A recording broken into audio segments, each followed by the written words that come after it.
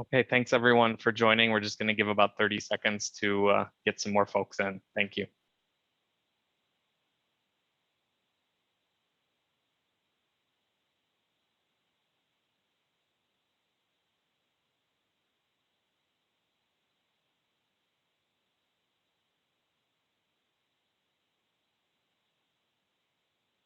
Okay, thanks everyone for joining us today.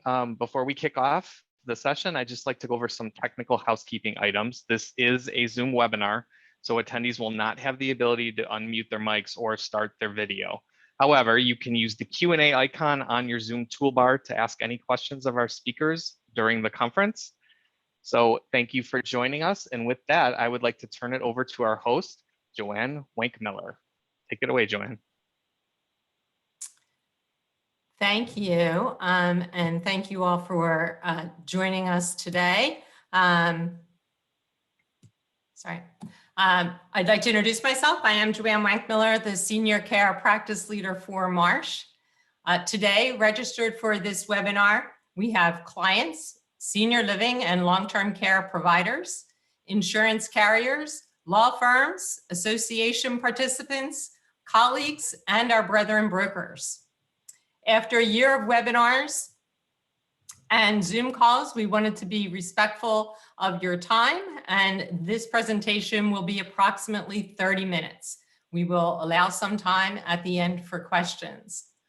Before we begin, I want to thank all of the providers who participated in the data call last year. We recognize that to do so during the most challenging year the industry has ever encountered was truly a commitment. Also, I wanted to take this time to thank Rick Henry and his team at Pendulum, who supported the data call, the report, and this webinar by sharing that information on his network. I'd like to now introduce our panelists. We are honored to have Scott Tittle, the Executive Director at NCAL, the National Center for Assisted Living, the Partner Association of American Healthcare Association. Scott has been instrumental in the industry's efforts for liability protection as a result of the COVID pandemic and the coordination of those efforts with other industry trade associations, insurance carriers, and related lobbying efforts, both on the federal and state level. Mr. Tittle joined NCAL from the Indiana Healthcare Association and the Indiana Center for Assisted Living, a state affiliate of ACA NCAL, where he served as president from 2010 to 2015. An attorney by background, Scott is a former member of the Indianapolis law firm of Krieg DeVault, where he practiced in the firm's healthcare, governmental affairs, and business practices groups. Prior to that role, Scott served as health policy director to Indiana Governor Mitch Daniels, where he was responsible for executing healthcare initiatives through the legislative process, as well as the state's health-related agencies. Scott also dealt with policies pertaining to the care of the elderly, including assisted living and other long-term care services.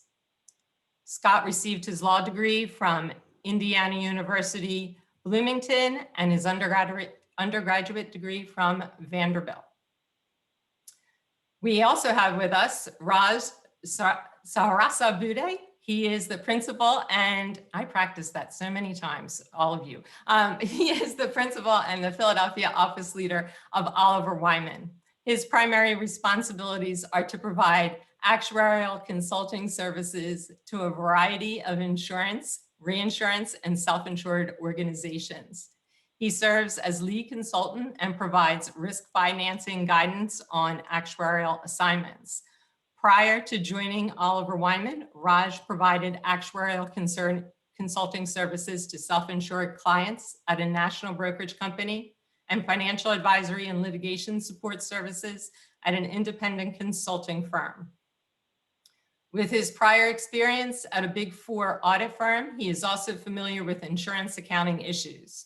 Raj specializes in providing actuarial services for professional liability reserving and pricing, feasibility studies for professional liability insurance captives, excess insurance and ceded reinsurance consulting, and asbestos liability modeling. Raj is a fellow of the Casualty Actuarial Society and a member of the American Academy of Actuaries. He has been approved to provide captive loss reserve certifications by regulatory authorities in Vermont, South Carolina, and Bermuda. Also joining us from Oliver Wyman is Patrick O'Rourke. Patrick is a principal in the Philadelphia office. He assists insurance, reinsurance, and self-insured organizations with loss reserve analysis and loss projections relating to workers' compensation, professional liability, general liability, and product liability exposures. Patrick's clients have also included competitive insurance companies, joint underwriting associations, state regulators, captive insurance companies, and various other corporations.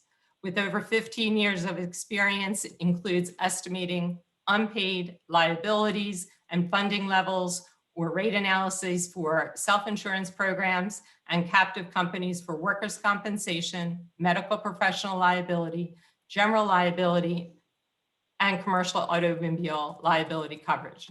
Patrick is a fellow of the Casualty Actuarial Society and a member of the American Academy of Actuaries. So quite the mouthful for our actuaries here. And with that, I'd like to turn the presentation over to Scott. Great, thank you, Joanne. Can you hear me okay? Yep, great. Well, good afternoon, everybody. Joanne, thanks for that very warm introduction. Welcome. And it's an honor to be with you all here today. I think I'm going to go ahead and advance the slides here by just going and saying, next slide, please. Next slide, please. So as Joanne mentioned, I'm the Executive Director for the National Center for Assisted Living. We are partners with the American Healthcare Association and combined with the largest trade association in the country, representing approximately 15,000 total facilities, skilled, AL, and some IDDD providers. I'm going to spend just a few minutes giving everyone an update of kind of where we are on our advocacy efforts, both at the federal and the state level, on this very important topic of providing some level of liability protection or immunity for our long-term care operators during this very difficult time of the COVID pandemic. At some point last year, we combined our efforts along with our partnering sister associations in DC at Argentum, Leading Age, and ASHA, along with many others, to really combine our resources and our contacts, both in DC and in the state houses, to try and find the ways in which we could provide the best liability protection for operators possible, and really focused really heavily on the federal side. We weren't sure what the chances would be last year of getting some federal liability protection, but then about July or so of 2020, Leader McConnell, I think it was right around the 4th of July holiday, put out a statement that liability protection for businesses, and especially healthcare and long-term care providers, would be his #1 priority through the remainder of the year. And that gave us a real opportunity to work with him and his colleagues, especially on the Senate Republican caucus side, to try and get as much protection as we could. They did release some language, and Senator Cornyn from Texas was the lead on that. We worked very closely with this collective group of all the associations, the Chamber of Commerce, the American Hospital Association, a lot of continuing business coalitions. There were a lot of people at the table clamoring for reasonable liability protection, and many of you were on the front lines of this effort for sure. So from about July onward, we had a lot of great support from the Senate Republican caucus and a lot of members of the House Republican caucus as well. Mr. McConnell was very clear that any future stimulus package could only be passed with reasonable liability protection for businesses and healthcare providers. And then, of course, the priority from the House Democrat side was that state and local funding would need to be provided any stimulus package as well. So those two became essentially attached at the hip. Well, then fast forward really to last fall, there were a number of different options on the table for what might be achievable through any stimulus package, ranging from what Mr. Cornyn and Mr. McConnell put together to some lighter version of that, to seem like there were 4 or 5 floating proposals out there, whether it was the Gang of 8, the Gang of 12, a bipartisan group, or even Senator Portman had his own language that he provided over the weekend.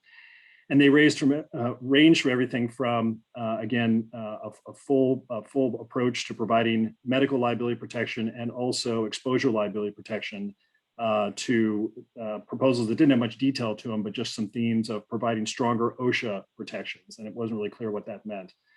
The most prevailing proposal probably came out of two efforts. One was the bipartisan proposal, in which I think 5 or 6 Republican and 5 or 6 Democrat senators worked throughout the weekend to put together a stimulus proposal that included at least a bullet point in the talking points for liability protection.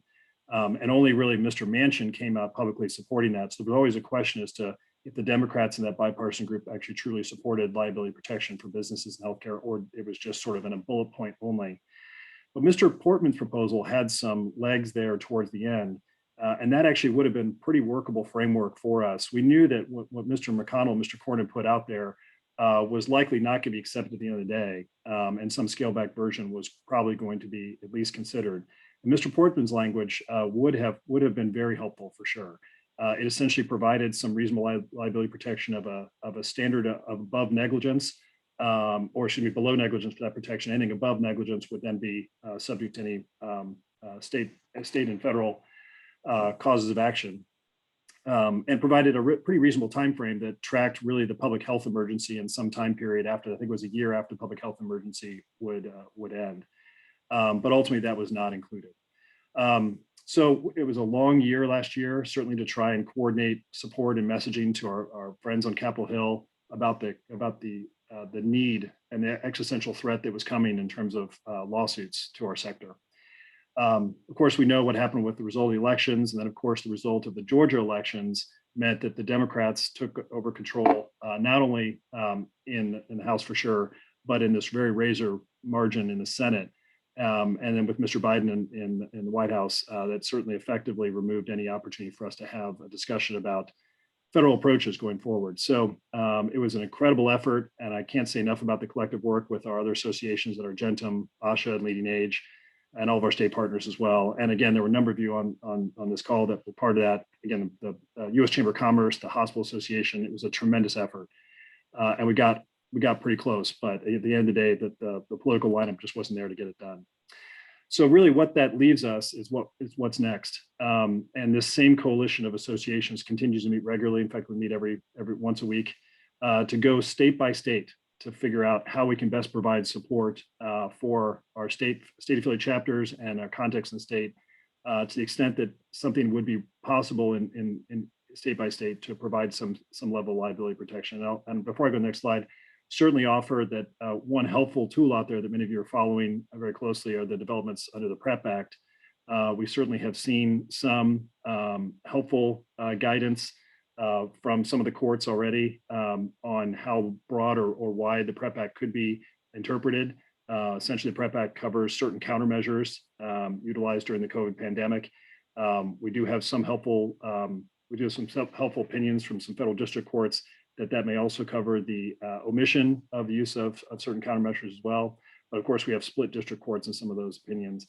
And again, those opinions do rely on HHS Attorney General guidance, or excuse me, General Counsel's Office guidance under the prior administration. And you may have seen just before this call started, former State Attorney General from California and Congressman Becerra was just nominated and approved just today to be the new head of HHS. So certainly we look forward to working with him and his leadership team there as he puts his team in place and their General Counsel's Office to determine if those advisory opinions by the predecessing team will remain intact or if they'll be modified. If we go to the next slide. This is a slide that combines a lot of moving parts for sure, but the goal is really just give you kind of a flavor of kind of where we are. And this slide was updated as of about a week ago. I don't think there's been too much movement, but if you see the color coordinating on the slide, I think is designed to give you a good visual of what states have been able to achieve through 2020 and into 2021. If you see the orange colored states are ones that do not currently have any ongoing active executive order or legislative statutory protection for businesses generally, but specifically for healthcare businesses and long-term care. The purple states are ones that are providing some level of protection to healthcare providers and long-term care providers through an executive order, and then the blue states either through active legislation. Legislation was already in the books prior to the pandemic, or a combination of the two. So just give you a flavor of kind of where things stand. There's really not a lot of consistency among all the states, that the 28 or 29 or maybe 30 states that have provided some level of protection. Some states like Pennsylvania just cover employees. Some states are much more broad. Arizona's in particular provided some very broad protection out of the box, almost providing immunity protection for state agents to healthcare providers. But certainly those states that are operating just under executive orders, those are certainly subject to potential constitutional challenges under their state constitutions. They're certainly time limited, either under the date in which the executive order was signed and expires, and or tied to the state public health emergency itself. And so several of those states have had to extend their public health, or their executive orders for a period of time. And some of those states are considering pending legislation right now. Some states offered protection at one point and now don't. Illinois is certainly an example of that. And you may be very familiar with the efforts in New York right now, where the trial bar, AARP, and certain advocates are working very hard to remove what protections provided in New York entirely. I did hear some good news that it sounds like a bill is moving in Florida right now. If you go to the next slide, there are about 13 or 14 states that have pending legislation, either to provide state level liability protection for the first time, or possibly to codify what was done by executive order, or to enhance what was previously provided under any of those vehicles. So again, I did hear some good news today that Florida may be passing some protection out of the Senate, will be headed to the House here very soon. So again, give you a sense of where things stand. So again, Joanne, I hope I met the goal here. I wanted to give 5 to 7, 8 minutes of just kind of an update of where things stood last year, the great collective work by all of the long-term care operators, legislative counsel, legal counsel, brokers, carriers, associations, chamber of commerce, and the like. It was a huge collective effort. But at the end of the day, the political results of the election certainly just don't allow for that conversation to continue in this year. And we're left with determining what will be said of the PrEP Act and our state-by-state efforts as we go forward. One last point before I turn back to you, Joanne, I do want to say that the work that Marsh and Oliver and others have done through the data calls have been incredible. The data that is collected through those efforts is used by the trade associations and our advocacy efforts to the extent possible. I can't thank you all enough for your past participation in the data call. Joanne, I believe there is a data call coming up soon. I would strongly encourage, please, for all the operators out there and those that are asked to participate in the data call, please take some time to do it. I know you've got so many fires you're fighting on the front lines right now with COVID, but the data collected is penultimate in the advocacy work, not only for liability protection, but so many other efforts going forward. So one more point on that, Joanne, I just can't thank you all enough for your past work and really encourage you to answer that data call when it comes out. Thanks, Joanne. Thank you, Scott. Truly appreciate the update, and I know that we will be in touch for continued updates from ACA and NCAL with respect to all of your efforts with respect to liability protection. Thank you again. We truly appreciate all of your hard work and effort. And with that, I'm going to turn it over to Raj and let him introduce the Oliver Wyman's work on the liability report. Raj? Sorry about that. Thank you very much, Joanne. And again, I want to thank everyone for taking some time out of their busy day to attend this webinar. Again, Joanne gave my long bio, but in terms of a short bio, I'm a property casualty actuary with Oliver Wyman. I have nearly 30 years of actuarial experience and over 25 of those as a consultant. I'm located in Philadelphia.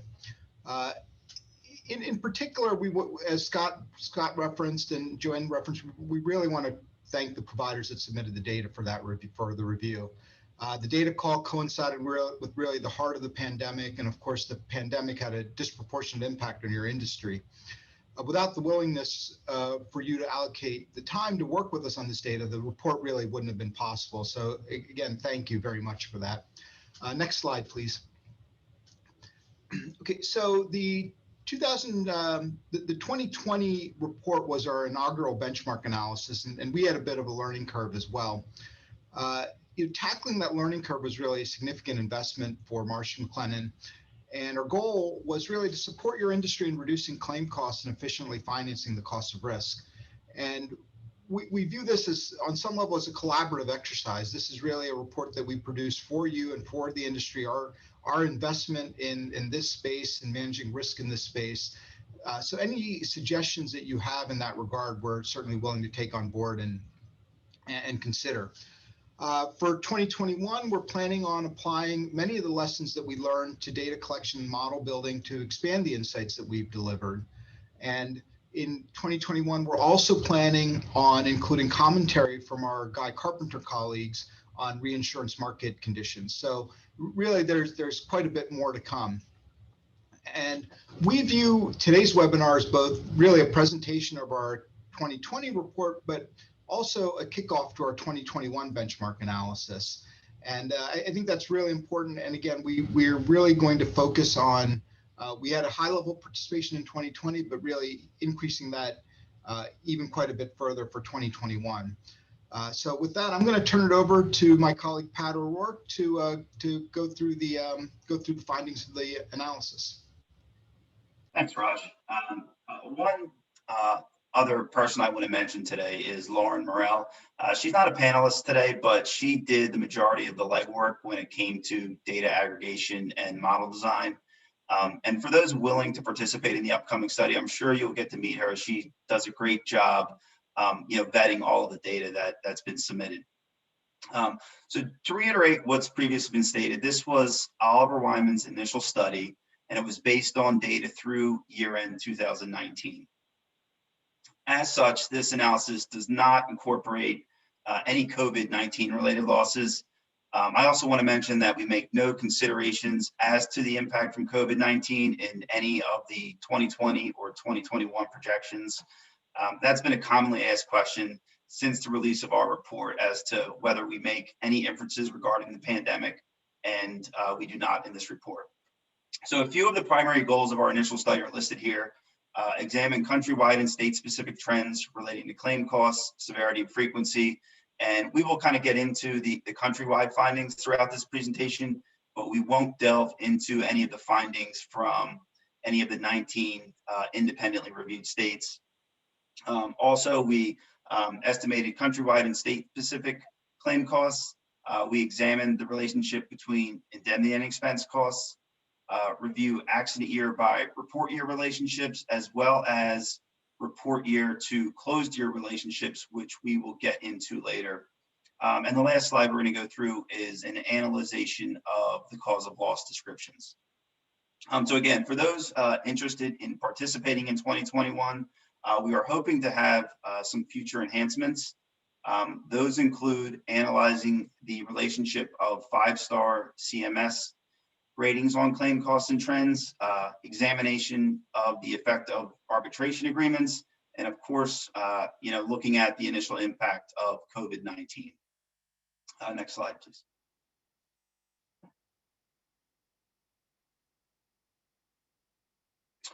So the data in this study comes from 32 long-term care providers that included data pertaining to skilled nursing facilities, assisted living facilities, home health care providers, as well as a few independent living facilities. There was approximately $1.84 billion in paid indemnity and expense losses included in this study. For purposes of this study, we have excluded claims with payments less than $500 in an attempt to remove any bias from nuisance type claims, as well as limiting losses to $1 million per occurrence in order to mitigate the effect of large catastrophic type claims. There were more than 11,000 closed claims with payment over the past 10 years included in this study. And the real focus of this analysis was on closed claims data. And the primary reason for that was by only reviewing closed claim data, we eliminated the need to develop open claims to ultimate, and we also eliminated any potential reserving differences between participants. So really that was the primary reason for looking at closed claim data. Next slide. You can skip again. So let's look at countrywide findings now. So these are the preliminary 2021 projections, again, not contemplating any COVID-19 implications. We forecast frequency to be 0.76 claims per 100 occupied beds in the 2021 occurrence year. We project claim frequency to increase by approximately 0.4% in 2021. And in this case, frequency is defined as the number of claims estimated to close with payment per 100 occupied beds, again, excluding nuisance type claims with payments below $500. Claim severity is forecasted to be roughly 228,000 on a countrywide basis in 2021, with an estimated annual trend of 2.7%. Claim severity in this case is defined as the average ultimate size of a claim estimated to close with payment, either indemnity or expense. And the countrywide loss rate is forecasted to be $1,730 in 2021, with an estimated annual trend of 3.1%. The loss rate simply represents the cost needed to pay indemnity or expense per occupied bed. Next slide, please. So while the prior slides kind of showed the initial projections of the 2021 occurrence year, this chart shows the estimated frequency for the past 10 years, along with the initial 2020 projected frequency. We can see from this chart that while there is observed improvement from 2014, where the frequency was 0.8, through 2016, where it dipped down to 0.71, there was an uptick in 2017. Since 2017, the ultimate estimated frequency has remained relatively flat in the range of 0.75 to 0.76. And overall, there was no significant discernible trend in the frequency data. Next slide.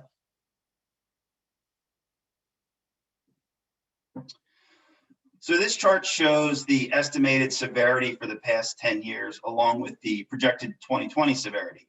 We can see from 2010 through 2015, there was a downward trend in the average severity from a high of 220,000 in 2010 to a low of 179,000 in 2015. However, 2016 did show some deterioration with a relatively large increase compared to 2015.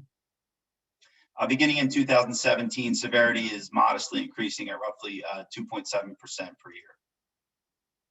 Next slide. So this chart shows the estimated loss rates for the past 10 years, along with the projected 2020 occurrence year loss rate. There is some observed volatility from 2010 through 2015. Loss rates, were fluctuating up and down. Some years were up, some years were down.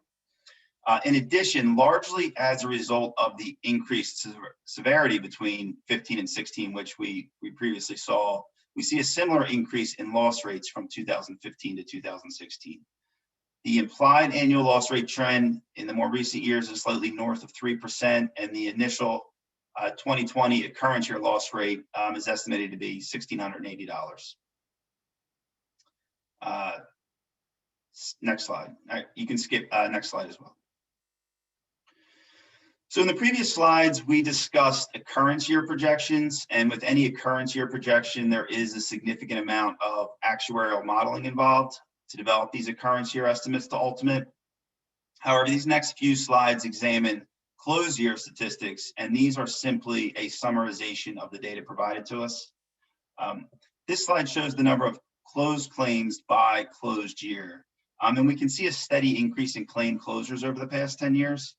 What is most interesting to us is that from 2015 through 2018, claims with indemnity payments made up approximately 70% of all claim closures. You can see it's in the 71 to 70% range. Or conversely, expense-only claims made up roughly 30% of all claim closures in this period. However, in 2019, there was quite a change. We observed a significant reduction in the portion of claims involving indemnity payments. In 2019, only 63% of claim closures involved indemnity payments, expense-only claims now make up 37% of total claim closures, which is a pretty significant change from where we were in 2015 through 2018. Next slide, please.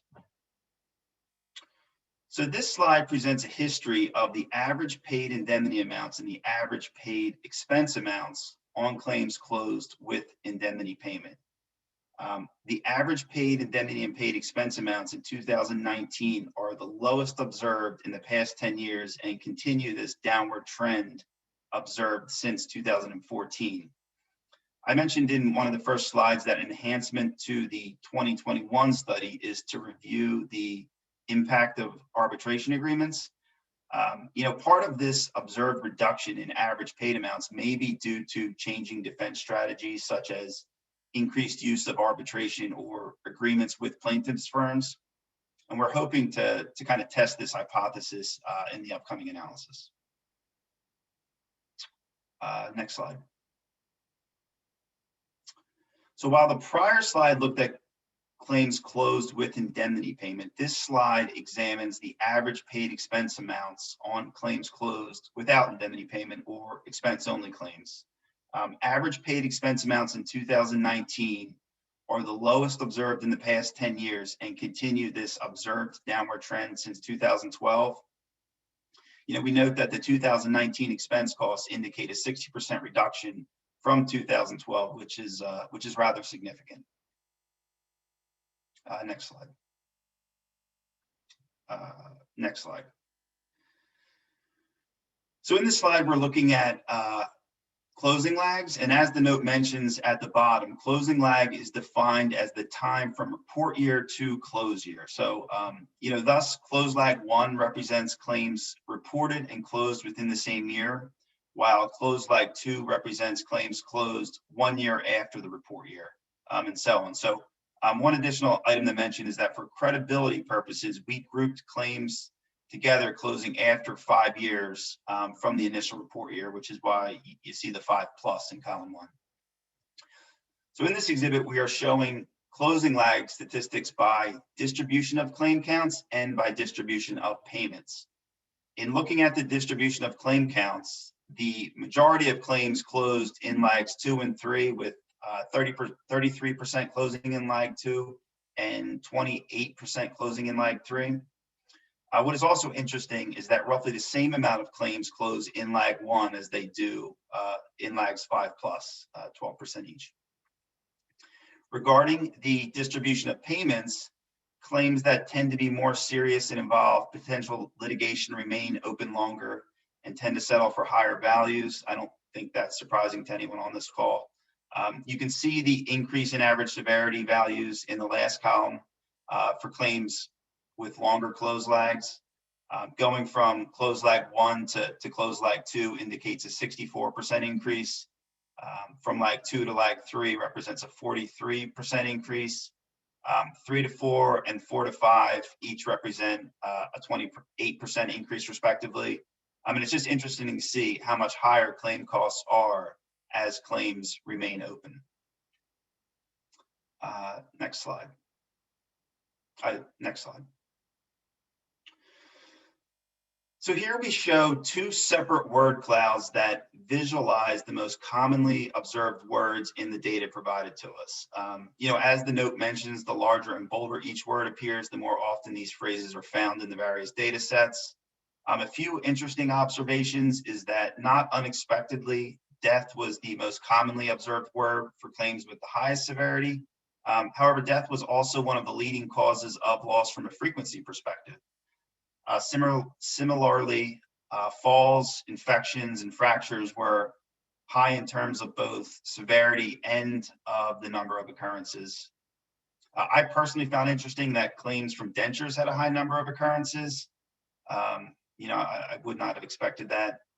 Claims resulting from dehydration had a high severity, but were lower from a frequency standpoint.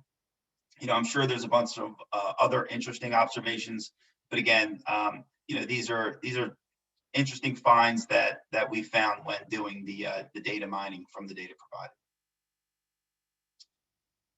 Next slide.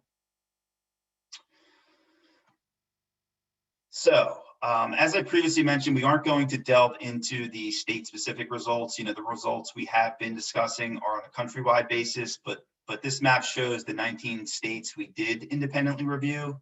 If you are interested in any of the state-specific statistics, frequency, severity, and loss rates, these results are available in our study. And again, feel free to reach out to us directly with any potential questions you may have. Next slide. So participation in the 2021 analysis. One of the primary focuses for the 2020 study was to build out our model. Again, this was our initial study, and the initial model development does involve a large amount of time. One of the primary focuses for 2021 is to really increase the amount of participants. In addition, now that this upcoming study will include losses through year-end 2020, one of the primary goals is to have an initial understanding of the effects of COVID-19. And again, the more participants we have, a better understanding we may garner.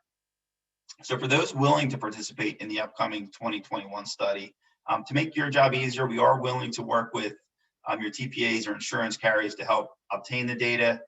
This is really intended to take some of the data gathering off your plate and make your life easier. I also want to mention that upon data submission, we will provide each participant unique diagnostics regarding their own submitted data. And as with the 2020 report, there is no cost to participate in this.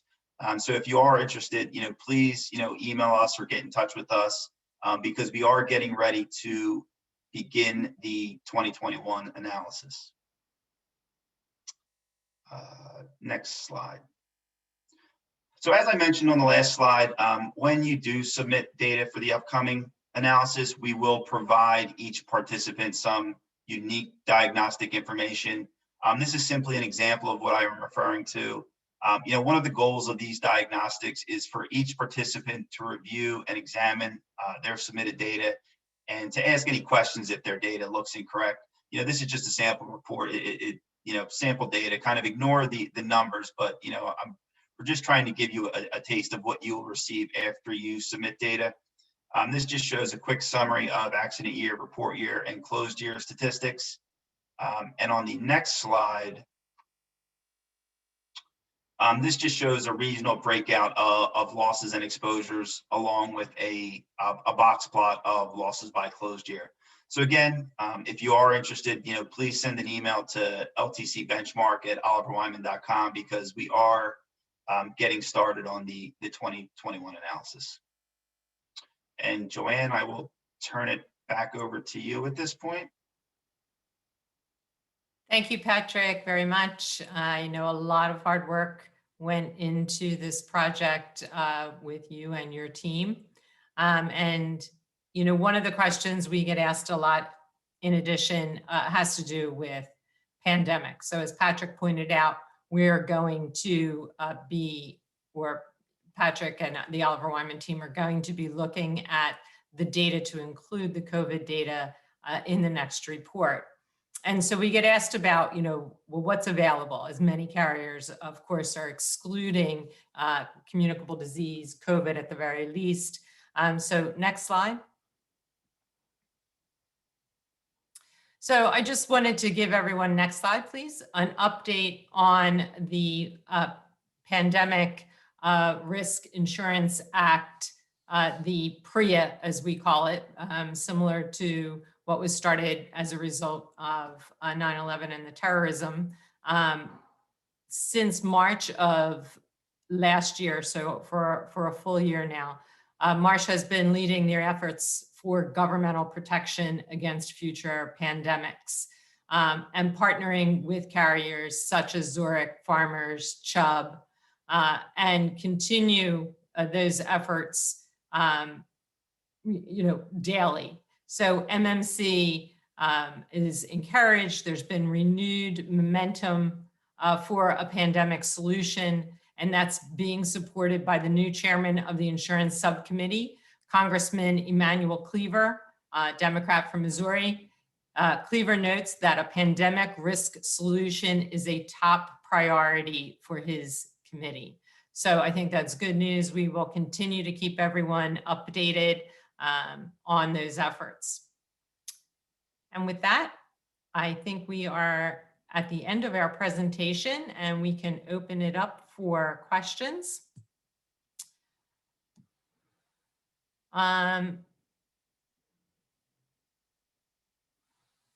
Okay, so we have a lot of people who are very interested and want to participate for next year. So that's great. And And they're asking about the email address, and we will get that out again to everyone. We'll be putting that out.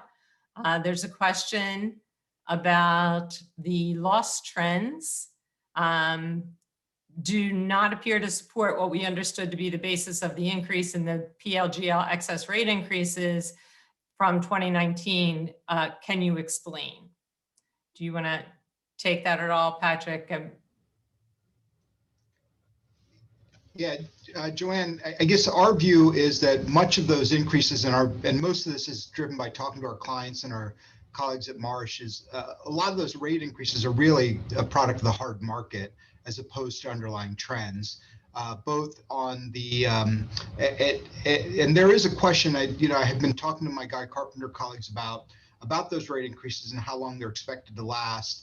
And I think they're sort of thinking potentially 2 to 3 years, but at the end of the day, I think what you're seeing is really more of a market condition rather than a product of the underlying frequency and severity trends.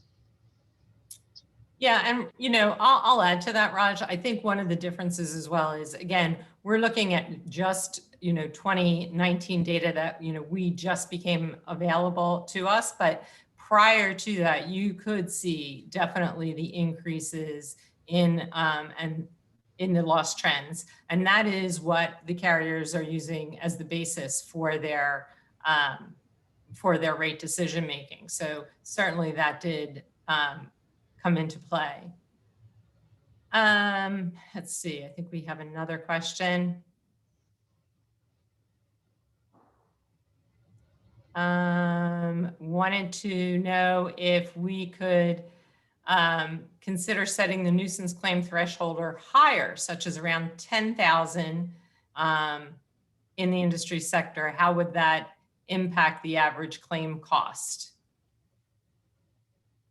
I think, Patrick, you mentioned that they were being capped at anything below 500 was out. And so this question is, would it be worthwhile to cap it at 10,000? So the 500 cap was really based off of just reviewing the data. And most of these $500 or lower claims were oftentimes expense only. We could certainly look at increasing the cap. I have a feeling increasing the cap to 10,000 would severely alter the current indications and may make any comparisons next year against the current year somewhat irrelevant. But again, that's something we'll consider when we start reviewing the 2021 data. And I think another question came in, and this is a great question, and it has to do with, participation. So, a deeper dive on the information, would that be possible to, look at business type, such as acuity, et cetera, year over year? Obviously, breaking it out a little bit more between long-term care, senior living, assisted, independent, memory care. And I'll shoot that back to you, Patrick, but my guess is that would require, a lot more participation from all of those sectors as well.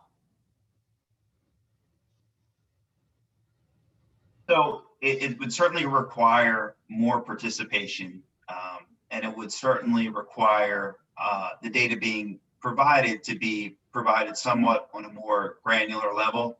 Again, for this initial study, it was our first study, and the primary focus was really the kind of initial model build.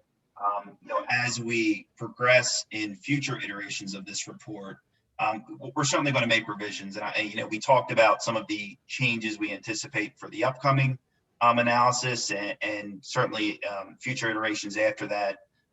There'll be further refinement. Thank you. And so with that, we are going to conclude our webinar for today. Certainly, we are very interested in your opinions. There will be a survey. If you don't mind, we will be circulating a replay link and copies of the slides. And again, please take our survey and in the follow-up email. But even more importantly, and you know it's been said from the beginning of this presentation all the way through, please consider participating in the report this year. It's very valuable to the industry, and we will do everything possible, I know Patrick and Raj, to make it as painless for you as possible by, again, even working directly with your insurance carriers. So with that, thank you again for your participation, everyone.